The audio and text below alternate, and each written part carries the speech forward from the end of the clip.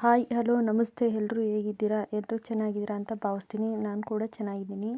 ತಮ್ಮನೇಲಿ ನೋಡಿರೋ ರೀತಿ ಇವತ್ತು ನಾನು ಚಿಕನ್ ಪಲಾವ್ ಮಾಡೋದು ಹೇಗೆ ಅಂತ ತೋರಿಸ್ಕೊಡ್ತಾ ಇದ್ದೀನಿ. ಚಿಕನ್ ಪಲಾವ್ಗೆ ನಾನಿವತ್ತು ಈರುಳ್ಳಿ, ಟೊಮೆಟೊ ಮತ್ತು ಪುದೀನ ಸೊಪ್ಪು, ಕೊತ್ತಂಬರಿ ಸೊಪ್ಪು ಎಲ್ಲನೂ ಸಣ್ಣ ಸಣ್ಣದಾಗಿ ಹೆಚ್ಚಿಟ್ಕೊಂಡಿದ್ದೀನಿ.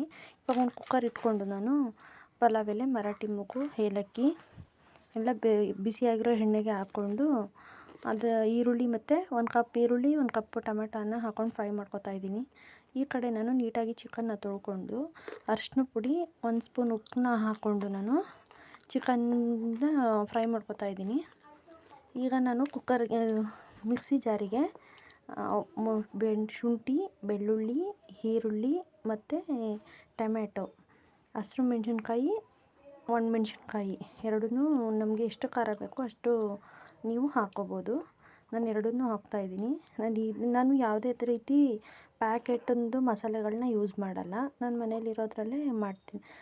ನಾನು ಮಸಾಲೆ ಮಾಡಿಕೊಂಡೇ ಮಾಡೋದು. ಮತ್ತು ಪುದೀನ ಮತ್ತು ಕೊತ್ತಂಬರಿ ಸೊಪ್ಪು ಎರಡೂ ಹಾಕ್ಕೋತಾ ಇದ್ದೀನಿ. ಮತ್ತು ಇದು ಓಂಕಾಳು ಒಂದು ಅರ್ಧ ಟೀ ಸ್ಪೂನು.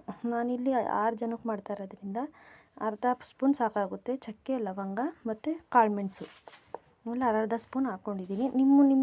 ನೀವು ಎಷ್ಟು ಜನಕ್ಕೆ ಮಾಡ್ತೀರೋ ಅಷ್ಟು ಕ್ವಾಂಟಿಟಿ ಮೇಲೆ ನೀವು ಹಾಕ್ಕೋಬೋದು. ನಾನಿವಾಗ ಖಾರ ರುಬ್ಬಿಟ್ಕೊಂಡಿದ್ದೀನಿ. ಈಗ ಈರುಳ್ಳಿ, ಟೊಮೆಟೊ ಚೆನ್ನಾಗಿ ಫ್ರೈ ಆಗಿದೆ.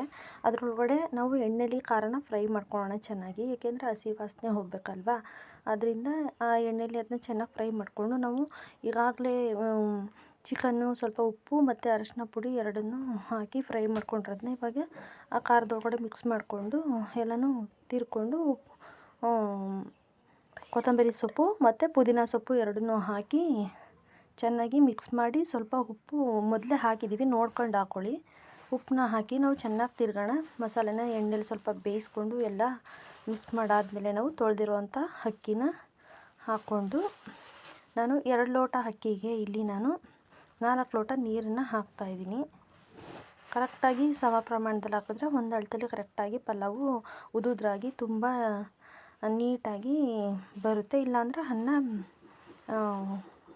ಬೆಂದೋಗ್ಬಿಡುತ್ತೆ.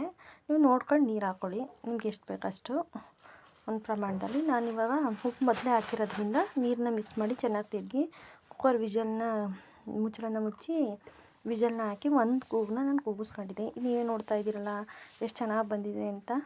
ಒಂದು ವಿಷಲ್ ಆದರೆ ಸಾಕು. ಇವಾಗ ಬಿರಿಯಾನಿ ರೆಡಿಯಾಗಿದೆ.